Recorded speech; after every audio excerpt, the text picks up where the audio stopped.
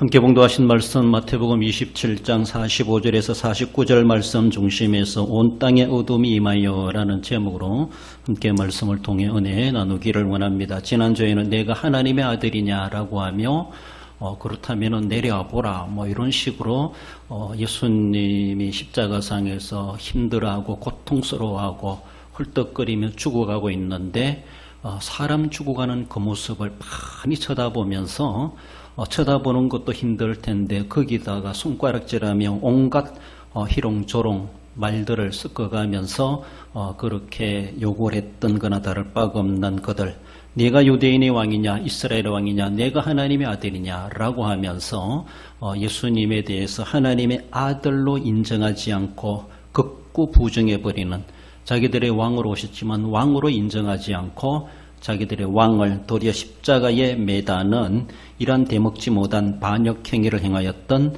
당대의 사람들을 생각해 볼 때 그들만이 아니라 이 세상에 살아가는 모든 사람들이 하나님 앞에 반역자나 다를 바가 없고 하나님을 하나님으로 알아보지 못하고 도리어 하나님 앞에 더 큰 죄를 짓고 살아가는 우리의 모습들은 아닌가라는 것입니다. 하나님이 지금도 살아계시고 지금도 세계를 움직여가고 계시고 섭리하고 계십니다.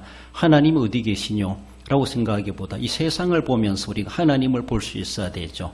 우연하게 생긴 일이 아니고 우연하게 이루어져가는 세상이 아니라 지금도 하나님의 철저한 계획 가운데 이 모든 우주가 움직이고 있고 운행되고 있고 우리의 삶에 조금 더 이상이 없도록 하나님께서 간섭하고 섭리하고 계시다는 겁니다. 우리가 아무 탈 없이 살아간 이 자체만 봐도 하나님이 살아계시다는 것, 증거라는 것을 우리는 믿어야 할 것입니다. 예수님께서 하나님의 아들로 일을 하고 계심에도 불구하고 아들로 인정하지 못한 그들, 결국은 예수님의 부활에도 그들은 못 믿은 사람들도 있었다라는 것을 우리가 살펴보았습니다. 오늘은 온 땅에 어둠이 임하였는데 어쩌면 하나님의 심판의 상징적인 모습으로 임하는 흑암이다라고 말할 수가 있습니다.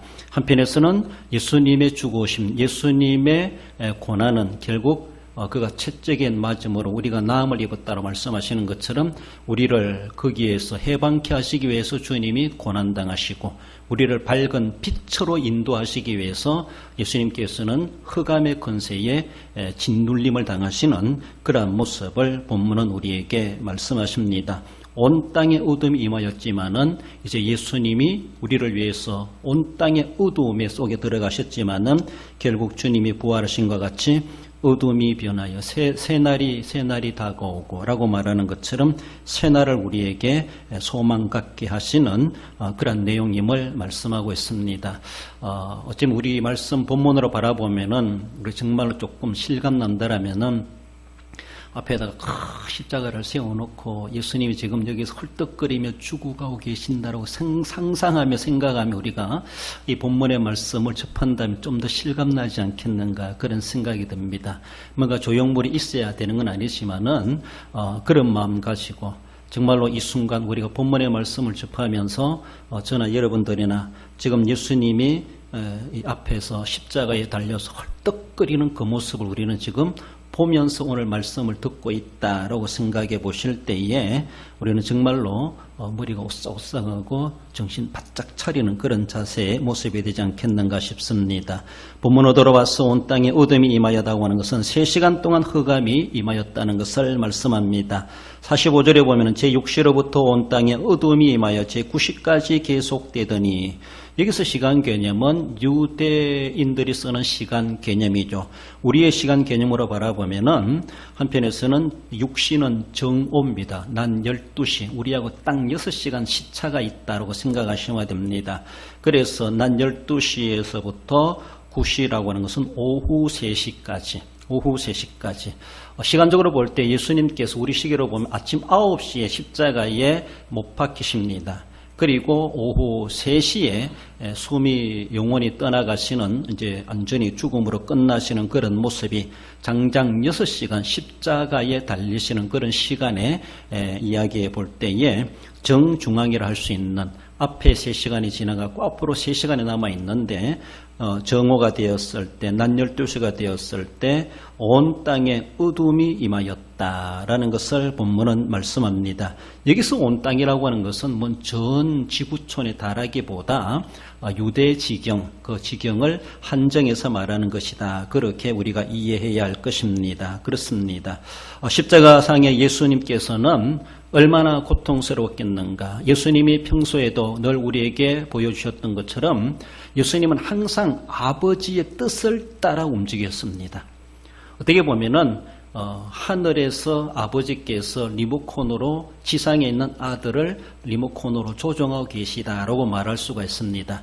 그래서 늘 아버지와 아버지의 사랑의 채널이 맞고 아버지의 사랑을 덧입고 그 사랑 안에서 움직여 가셨고, 예수님은 지상에 계실 때 늘 아버지가 일하시니 나도 일한다. 하나님의 뜻이라면, 아버지의 뜻이라면 이 모든 것들은 하나님과의 절대로 끊어질 수 없는 그런 관계 속에서 지상에 인간의 몸을 입고 오신 예수님의 모든 행보였습니다. 말씀하시는 것, 가르치시는 것, 기적을 행사하시고 병자를 고치는 것, 이 모든 것들은 아버지께서 리모컨으로 조종하시는 대로 예수님은 그저 몸으로 행동으로 움직여 가셨다라고 말할 수 있습니다. 그것을 다른 말로 바라볼 때 하나님의 사랑이 아버지의 사랑을 덧입고 움직여 가신 예수님이시다라는 것입니다. 그런데 지금까지 약 33년 동안 이 땅의 출생으로부터 어쩌면 십자가에 달리시기 전까지 늘 하나님의 아버지의 사랑을 독차지하며 그 사랑에 늘 공급받으며 그것의 영향을 받으며 지금까지 움직여 오셨는데, 십자가에 딱 달리고 싶어부터는 하나님의 사랑이 단절되었다, 이렇게 표현합니다. 하나님의 사랑이 단절된, 아버지의 사랑이 완전히 끊어져 버린 그 상태를 오늘 본문에 정오로부터 오후 3시까지 흑암이 임하였다, 어둠이 임하였다, 이런 모습으로 나타내고 있습니다. 예수님께서는 아버지의 사랑이 아니라면 움직일 수가 없는 분이셨습니다. 이렇게 말할 수 있습니다. 그런데 십자가에 달리고 나서는 아버지의 사랑이 완벽하게 끊어져 버렸습니다. 전에도 말씀드렸지만 하나님께 완전히 버림을 당했다라는 것입니다. 왜 버림을 당합니까? 아들 되신 예수님이 잘못한 것이 아니죠. 인간의 죄짐을 짊어졌기 때문에, 그 죄값 때문에, 그 죄 때문에 예수님은 아버지로부터 완벽하게 버림을 당해야만 했고 아버지의 사랑을 덧입을 수가 없는 자가 되었다는 것이죠. 그래서 이제는 그 대속의 제물로서 아사셀로서 자기 스스로 그것을 이제는 감당해내야만 하는 그런 가운데 놓여 있다, 이렇게 표현할 수가 있습니다. 그렇습니다. 우리가 사용하는 휴대폰도 마찬가지죠. 저는 자세히 이게 어떤 시스템에 대해 잘 알 수 없지만은 키지국 이런 것도 있고, 우리가 쓰고 있는 인터넷이라든가 또 카카오톡이라 이런 것들을 계속해서 우리가 사용할 수 있도록 그 기능을 계속 본부에서 우리에게 그 기능을 보내주고 있습니다. 거기서 뭔가 오류가 있고 문제가 생기면요, 이거 아무리 비싼 것 좋은 거 가지고 있어 고철덩어리 불과합니다. 못 씁니다. 전화도 안 되고 문자도 안 되고 카카오톡도 안 되고 아무것도 못 될 수 있어요. 그렇습니다. 그것이 거기에서 문제가 생기고 단절되면은, 그럼 옛날에 우리가 어쩌면은 안테나를 가지고도 뭔가 문제가 있고 벼락을 맞았다라고 하면은 텔레비 지직거리고 나오지 않죠. 그렇지 않습니까? 우리 전기불도 마찬가지죠. 눈에 보이지 않지만 전선이 연결되어 있기 때문에 지금 환한 불을 밝히고 있습니다. 이것처럼 예수님께서 34년 동안 지상에 계실 때에 아버지로부터 연결된 사랑의 끈이 있습니다. 그 사랑을 덧입고 자라오셨고 살아오셨고 사역하셨고, 그래서 아버지의 뜻이라면 십자가 지는 것까지도 마다하지 아니하고 늘 아버지와 탯줄이 연결되어 있었다라고 말할 수 있습니다. 그런 가운데 늘 아버지의 사랑을 공급받고 아버지의 사랑 속에서 그렇게 사역하셨던 예수님이셨는데, 십자가에 딱 달리고 나서는 탯줄을 끊어버리듯이, 전선을 끊어버리듯이 완전히 아버지와 단절된 그런 상태를 오늘 본문은 흑암이, 어둠이 임하였다, 이런 것으로 표현되고 있습니다. 어둠이 온 땅에 덮였다고 하는 것은 인간에게 임하시는 하나님의 긍휼이 차단되었다라는 겁니다. 하나님의 긍휼이 차단되었습니다. 이 세상을 내려다보시는 하나님 보실 때에 하나님이 은총을 베푸실 만한 무슨 이유가 있겠는가? 우리가 은혜 받을 만한 뭔가 조건이 있기 때문에 하나님이 우리에게 은혜를 베푸시는 것만이 아니겠지만은 하나님의 창조의 섭리하심 따라 지금도 우리에게 믿는 자 안 믿는 자 살아가고 더 나아가서 안 믿는 자들이 더 판치고 상을 하는 그런 세계를 할지라도 하나님 여전히 햇빛을 바람을 그리고 계절을 하나님은 우리의 삶의 일반은 종의 이상이 없도록 우리에게 오늘도 베풀어 주고 계시는 우리 하나님이십니다. 하나님의 긍휼이 우리에게 임하고 있다는 것이죠. 우리가 뭔가 긍휼을 받을 만한 잘했기 때문에 하나님의 보상 차원에 주시는 것은 결코 아닙니다. 하나님이 그것을 따지신다라면 도리어 긍휼보다는 진노하시고 심판하실 수밖에 없는 그것이 더 많고 더 비중이 크지 않겠는가라고 볼 수 있습니다. 지금도 하나님이 우리에게 그런 긍휼을 베풀고 계시기 때문에 우리가 이 하루도 평안하게 지내왔고 이 밤도 맞이하고 있습니다. 그리고 내일도 우리는 소망하고 있습니다. 하나님의 모든 긍휼이 우리에게 임하고 있기 때문이죠. 그런데 예수님이 십자가에 달리셨다, 흑암이 임하였다라고 하는 것은 하나님께로부터 임하시는 하나님께로부터 오는 모든 사랑과 긍휼과 하나님으로부터 임하는 그 은혜, 은총의 모든 것이 단절되었다라는 것을 표현하는 것이 바로 오늘 본문에 온 땅에 어두움이 임하여 90까지 계속되었다. 약 3시간 동안 어두움이 임하였다라는 것이죠. 3시간 이후에는 예수님이 이제 다음 주 보겠지만은 영원히 떠나가시니라 라고 인간적으로 바라볼 때 완전히 숨이 끊어지는 그런 순간이 다가오는 것을 봅니다. 최고의 고통과 아픔이 있지 않겠는가. 정말로 그 고통스러운 속에 흑암이 임하여서 하나님의 긍휼이 차단된 그런 모습 속에서 예수님은 인간적인 모습에서도 모든 것에 대해서 버려진 상태이고 아버지께로부터도 버려진 그런 상태로 이 십자가의 고난을 홀로 감당해 내야만 했다라는 것을 말씀하십니다. 이것처럼 하나님이 만약에 세상을 내다보시면서 좀 그런 생각을 해봤습니다. 저 인간들 아무리 복음을 전하고 아무리 교회를 통해서 저들에게 하나님께서 경고를 해도 말 안 들으니까 내가 정말로 태양 하나 꺼지게 만들리라. 하나님께서 만약에 그렇게 마음먹으시고 만약에 태양의 기능을 딱 마비시켜 놓는다면은 우리는 어떻게 될 것 같아요? 하루만 하나님께서 태양 딱 가져가 가지고 숨겨놓으면은 우리는 다 얼어 죽습니다. 우리는 그 하루 사이에 완전히 죄송합니다. 냉동실에 동태가 될 수 있어요. 하나님께서 만약에 오늘 본문에서는 3시간 동안 잠깐 어둠이 임할 정도로 그 정도로만 보여주셨는데 하나님이 다른 건 안 해도 좋습니다. 다른 건 안 해도 태양 한 가지만 태양 한 개만 딱 하나님께서 손대 놓으시고 이상이 생기게 한다면은 자리만 조금 옮겨놔도 우리는 문제가 생길 겁니다. 조금만 더 가까이 해놔도 우리는 거기 살아갈 수 없을 겁니다. 타 죽을 겁니다. 그렇습니다. 하나님이 심판하시려면 왜 그렇게 못하시겠습니까? 어쩌면 그런 모습에서 오늘 본문에 하나님 어둠이 임했다고 하는 것은 하나님의 진노의 표현입니다.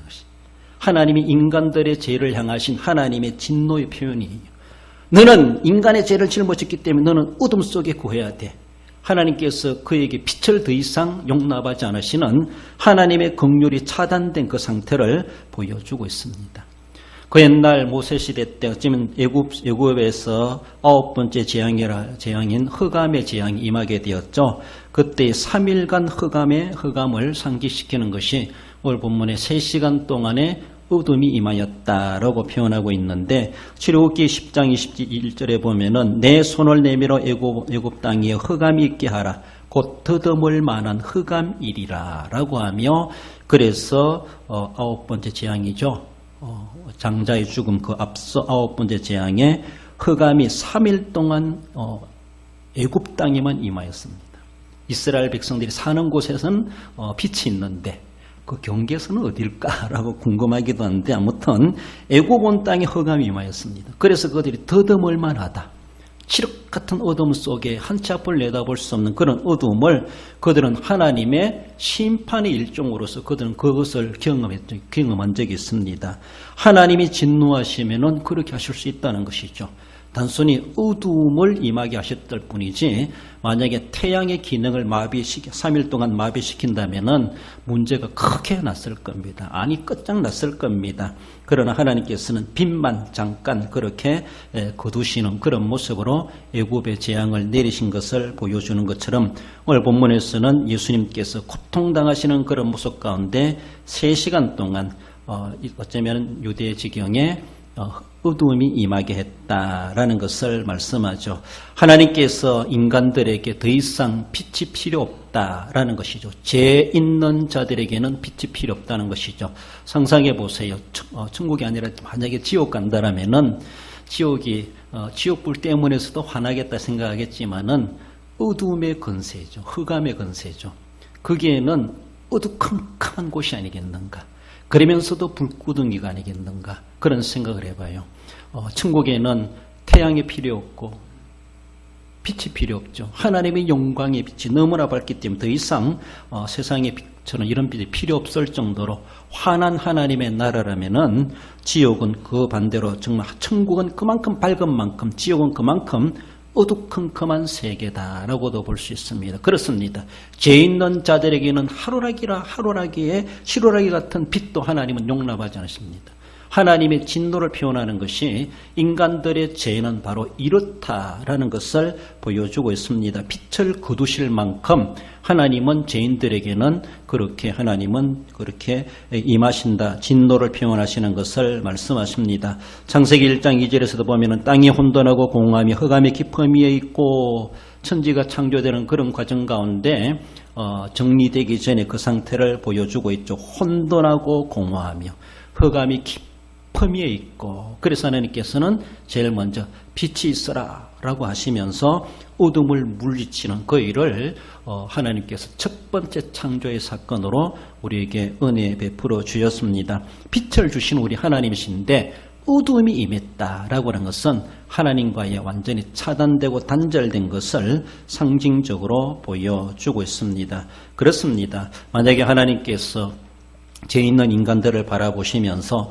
온 땅이 혼돈하고 공허함이 흑암이 깊음 위에 있고 라고 하는 것처럼 창조 이전 상태를 하나님 확 돌려놓으신다라면 우리는 어떻게 하겠는가 그런 생각을 해봅니다. 아무튼 하나님께서 이 정도라도 맛을 보여주시면서 죄 있는 자들에게는 죄진 자들에게는 더 이상 시루라기 같은 빛이 용납될 수가 없다. 다르게 보면 하나님의 사랑과 하나님의 긍휼이 그들에게 전혀 임할 수가 없다라고 하는 것을 3시간 동안 흑암의 모습을 통해서 보여주고 있습니다. 온 땅에 어둠이 임하여 두 번째로는 흑암의 권세에 버려진 것을 말씀합니다. 46절에 보면 제90점에 예수께서 엘리 엘리 라마 사박다니 하시니 어둠은 무려 3시간 동안 계속되었습니다. 그 어둠의 짙기가 얼마나 짙었는지 자세히 알 수 없지만은 예수님이 가장 힘들고 고통스러운 그런 순간이 이미 3시간이 흘러갔죠. 앞으로 이제 3시간이 남아있는데 정말로 참 사람 피말라 죽어갈 때까지 매달아 놓는다는 것이 얼마나 잔인한 노릇입니까? 절대로 이렇게 사람을 아무리 악한 자랄지라 이렇게 처형해서 되는가? 로마인들이 받아들이는 사형 제도이지만은 로마 시민권 있는 사람들에게는 십자가형은 처해하지 않았다 이렇게 말하잖아요. 적어도 그러면서 식민지 국가의 사람들을 향하여서는 이렇게 십자가형을 처해가지고 사람을 죽을 때까지 매달아 놓는다는 거. 그 매달린 사람이 얼마나 고통스럽겠습니까? 정말로 한순간에 죽는다면 고통 없이 죽을 수 있겠다라고도 볼 수 있겠지만은 죽을 일이 없으면 좋겠지만 그럼 우리 주님께서는 처절한 인간이 가장 잔인한 모습으로 죽을 때까지 매달리는 그런 모습 결국은 6시간 동안 십자가에 피 흘려가면서 다 마르기까지 죽을 때까지 매달리신 우리 주님 지금 가장 고통스럽고 어둠이 임하여서 더 이상 하나님을 볼 수 없고 사람들도 그를 볼 수가 없고 어둠 속에 공포 속에 빠져있는 어둠의 권세에 흑암의 권세에 완전히 사로잡히는 그런 상태의 모습 우리 주님은 정말로 고통스러운 그렇게 괴로움의 표현으로 엘리 라마 사박다니라고 그렇게 외쳤다라고 말하고 있습니다. 나의 하나님 어찌하여 나를 버리셨나이까 하나님께 완벽하게 버림당하는 그런 모습 어둠마저도 임하는 그런 모습에서 하나님께서 자기를 완전히 버렸다는 것에 대해서 그 고독과 괴로움을 겪고 있고 그것을 엘리 엘리 라마 사박다니라고 하며 외치는 그 비명과도 같은 소리를 주님은 질렀다라는 것을 말씀하십니다. 그 과연 하나님께 왜 버림을 당하는지 몰라가지고 어찌하여 나를 버리셨나이까 라고 우리 주님께서 아버지 하나님을 향해 그렇게 소리쳤겠습니까?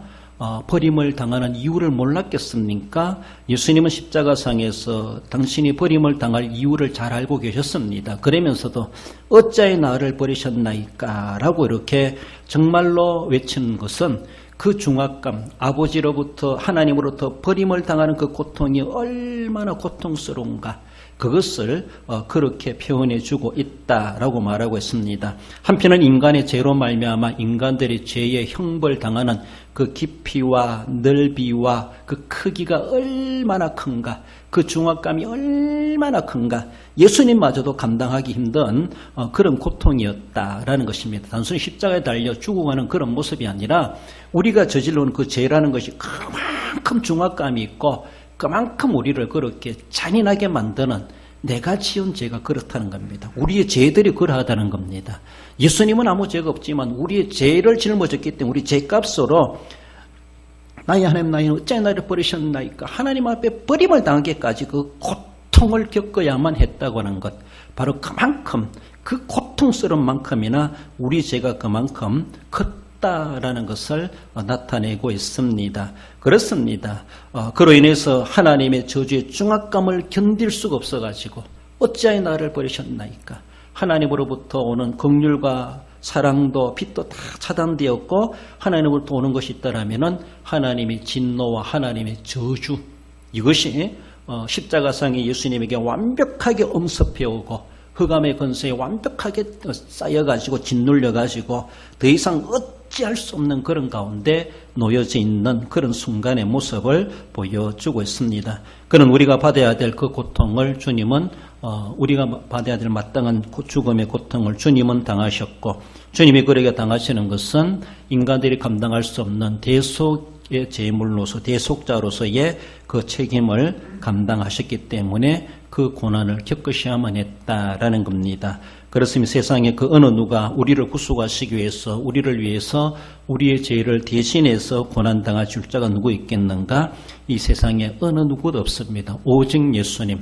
예수님께서 말씀하시는 것처럼 내가 길이요 진리요 생명이니, 사도 바울은 다른 이름을 우리에게 주신 일이 없나니 오직 예수 그리스도만을 믿음으로 우리가 구원을 받는다는 사실, 바로 너를 위해서 나를 위해서 우리 주님이 십자가에 피말라 죽으시기까지 하신 것, 우리의 죄값으로 거래했고 그 사실을 인정하고 믿는 사람은 그 모든 어떤 큰 죄를 할지라도 다 사함을 받는 하나님의 긍휼과 은혜가 우리에게 다시 이어지고 연결되게 되어져 있다라는 것을 말씀하십니다. 그러므로 예수님이 고난당하신 사실을 우리가 인정하고 믿음으로 말미암아 우리도 제사함 받고 하나님의 긍휼과 사랑을 덧입게 될 것을 말씀하십니다. 우리가 완전히 버림당해야 될 것을 예수님이 대신 버림을 당하셨고, 예수님이 대신 버림을 당하셨기 때문에 우리는 버려진 자들이 다시 하나님께로 회복되는 그런 은혜, 유기된다 그랬죠. 유기된 자. 우리는 다 유기된 자들이었지만 그러나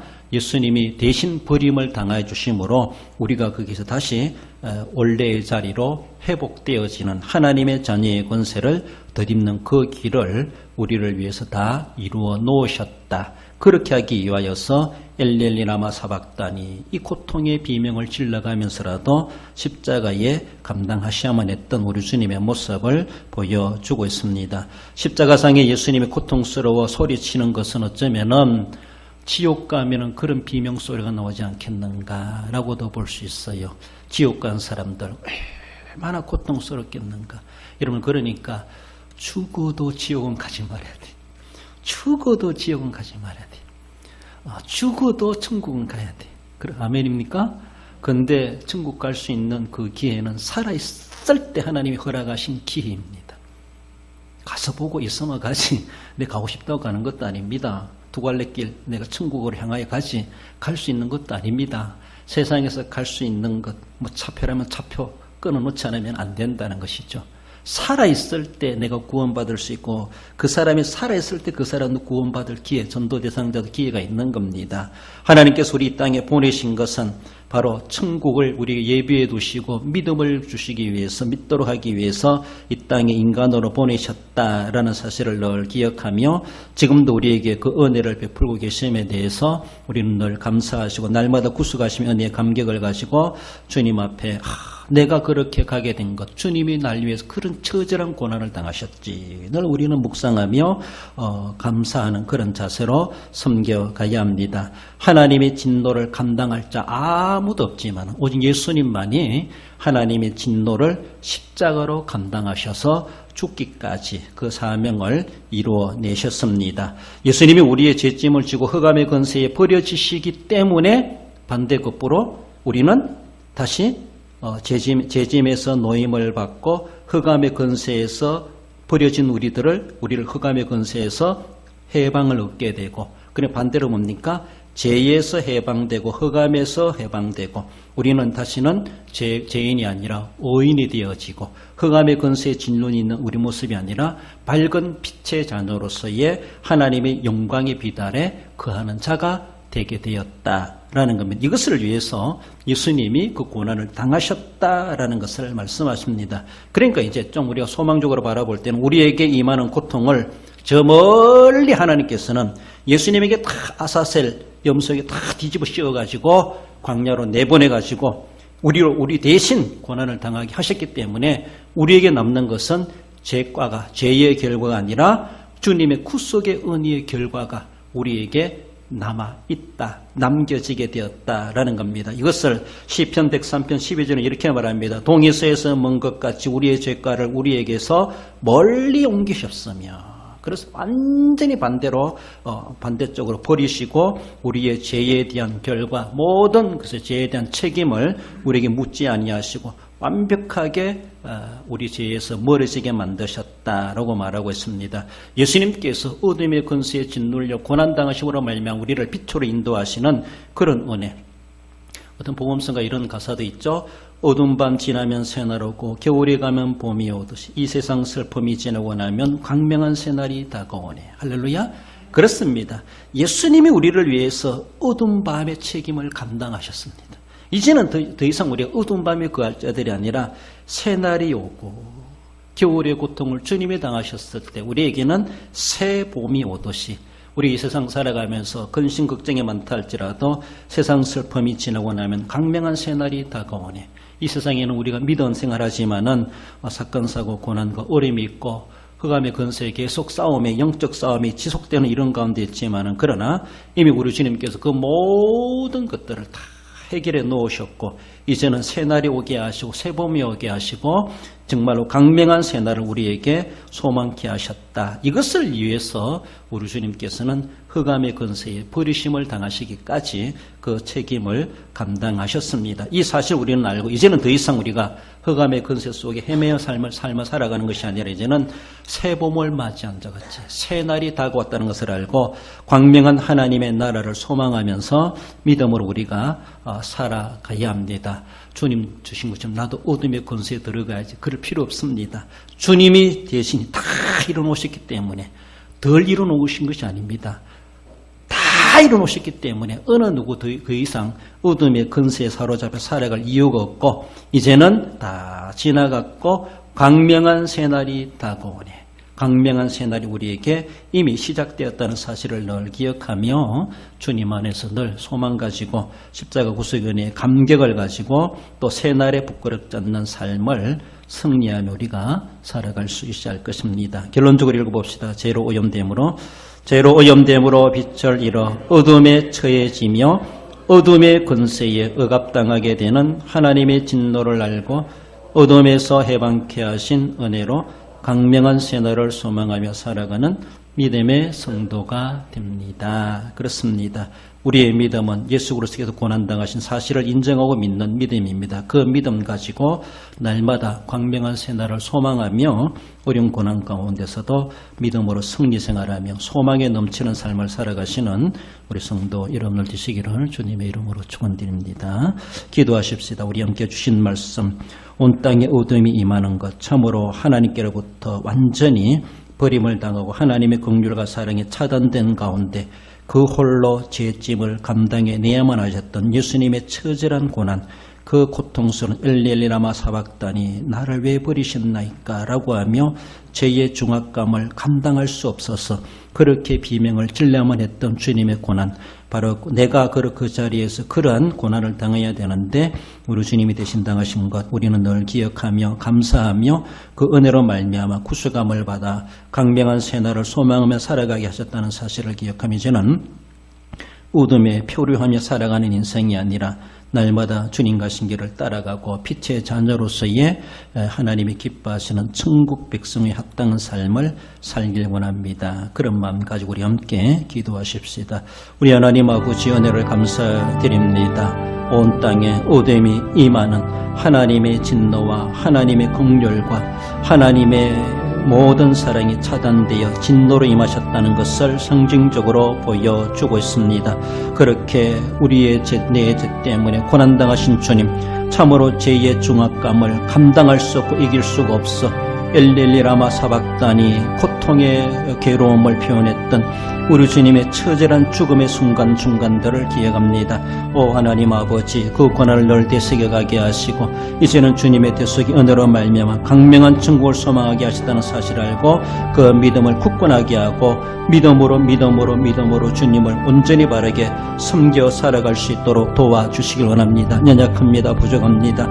구속의 은혜 감격이 날마다 새로워지게 하시고 날마다 되새김질 되어지게 하시고 주님 때문에 강명한 새날을 소망하며 살게 하셨던 것처럼 다시는 죄 가운데 어두운 가운데 흑암의 권세에 표류하는 인생이 되지 말게 하시고 고난과 슬픔과 어려움과 근심이 있다 할지라도 오늘도 우리를 갈 길로 인도하시고 밝은 길로 빛의 자녀로 살아가게 하시는 영원하신 하나님의 사랑과 은혜를 늘 소망하며 믿음으로 승리하는 삶이 되게 해주시길 원하오며 예수님의 이름으로 기도 올리옵나이다. 아멘. 예수님께 찾아온 니고데모에게 거듭나야 하리라 라고 말씀하고 있습니다. 예수님 만나면은 거듭나게 됩니다. 대제사함 받게 됩니다. 영생을 얻게 됩니다. 예수님을 아직도 만나지 못한 사람은 예수님을 필히 만나야 될 것이고 우리 전도 대상자도 예수님 만남으로 그 인생도 중생하고 거듭나고 하나님의 자녀로 살아가게 해 주옵소서. 그런 마음 가지고 기도하시고 또한 어쩌면은 우리 제1남전대회를 위해서 되나가서는 그들이 진짜로 예배자로 살아가기 위해서 예배에 성공하는 자 되게 하셔서 인생에도 부끄럽지 않는 삶을 살아가는 우리의 예배의 삶을 위해서 주신 말씀 기억하며 함께 기도합시다. 우리 하나님 아버지 은혜를 감사드립니다. 예수님 앞에 나오면 모든 죄 사함 받고 영생 복락 누릴 것을 약속하고 말씀하고 계셨습니다. 거듭남의 비밀을 거듭남의 진리를 예수님께 찾아온 니고데모는 깨닫고 알게 되었습니다. 예수님의 제자가 되었습니다. 예수님이 주신 영생의 은혜를 누리며 주님 편에 서서 살아갔던 것을 기억합니다. 오 하나님 아버지, 주님을 미리 알고 믿게 하신 은혜 감사합니다. 주님을 아직도 만나지 못한 세상 가운데 살아가는 수많은 우리 전도대상자들이 있습니다. 그 영혼들을 불쌍히 해주시고 살아생전에 우리 주님을 만남이 있게 하시고 주님을 만나 새 사람으로 거듭나게 하시고 하나님이 기뻐하는 사람들이 될 수 있도록 주님께서 그 영혼을 불쌍히 여겨 주옵소서. 이 시대에 우리를 사랑하신 하나님, 진짜로 예배자를 찾으시는 하나님 앞에 진심으로 예배자가 되게 하시고 참되게 예배하는 자가 되게 하시고 우리의 모든 헌신이 앞서 예배부터 세워가고 예배부터 소중하게 할 줄 아는 저희들 되게 하시고 예배를 존중할 줄 아는 저희들 되게 해주시길 원합니다. 예배가 세워지고 우리의 모든 삶 속에 하나님 앞에 날마다 헌신해가는 아름다운 믿음의 삶이 되고 예배의 성공자가 되어 인생에도 성공하는 삶을 살아가는 하나님의 사람들 될 수 있도록 역사하시고 내 도와해 주시기 원합니다. 부끄럽지 않게 하시고 진짜로 하나님을 기쁘시게 하는 아름다운 삶을 살아가는 모든 성도들 우리의 삶이 되게 해주시기 원하오며 주님의 이름으로 기도하옵나이다. 우리 전도 대상자들을 위해서, 선교사님들을 위해서, 선교지를 위해서, 선교 사업을 위해서, 우리 이웃주민 복음화를 위하여서 또 오늘이 각 기관과 부서와 구역원들 위해서 질고를 얻는다는 성도들, 병원에 요양원에 입원한 성도들, 치료받고 있는 저희들 주님께서 건강 주시기를, 정신을 맑게 해주시기를, 영육이 강건하 이 땅 살아가는 동안에 조금 더 어려움 없이 살아가게 하시고, 또한 출타객지 사방이었던 우리 대항의 권속들, 또 우리가 해야 될 모든 일에 대해서 하나님께서 도와주시기를 위해서 우리 함께 마지막으로 함께 기도하십시다. 거룩하신 하나님 아버지, 주님의 몸 되신 교회, 여러 가지 질고를 어렵다는 성도들 많습니다. 주님, 저희들을 기억하옵소서. 병원에 입원하여 치료받고 있고, 요양원에 요양하고 있고, 집에서 요양한 이들도 있습니다. 통원 치료받고 있는 이들, 늘 육신의 어려움과 고통 속에 질고를 안고 살아가고 있습니다. 하나님, 저희들을 치유하시고 하나님이 고쳐주시고 기력을 더하시고 정신을 맑게 하여 주시고 영육이 강건하게 하여 주시기를 원합니다. 주님 전에 찾아오기에 조금 더 불편하지 않도록 주님께서 힘을 더하여 주시기를 원합니다. 우리 하나님 아버지, 치료하여 주시고 건강으로 주님 앞에 승격할 수 있도록 도와주옵소서. 하나님 아버지, 우리 선교사업과 선교지에 함께 하시고 우리 이웃 주민들과 우리 전도생자들 위해서 기도합니다. 우리가 그렇게 애타게 부르짖고 기도하며 저희들을 전도하려고 할 때에 한 영혼 요들이 속히 주님께로 돌아오고 이 자리가 채워지게 하시고 선교지가 부흥되고 교회가 세워지고 영혼이 구원되고 하나님 나라 확장되어 갈 수 있게 해주시고 기관과 구역과 부서가 활성화되고 정체성이 확립되어지고 맡겨진 귀한 책임들을 신실히 감당하는 기관과 부서들 될 수 있게 하시고 우리 자녀들 앞길을 열어주시며 저희들은 모든 일들이 형통하게 이루어지게 하시고 출타기지 사방에 떠지는 대항의 권속도를 지켜주시며 교회가 하고자 하는 모든 사업과 일들마다 형통하고 성공적으로 이루어질 수 있도록 성령의 기름 부으시고 역사하시고 영광 받으시기로 나오며 거룩하신 예수님의 이름으로 감사하며 기도 올리옵나이다.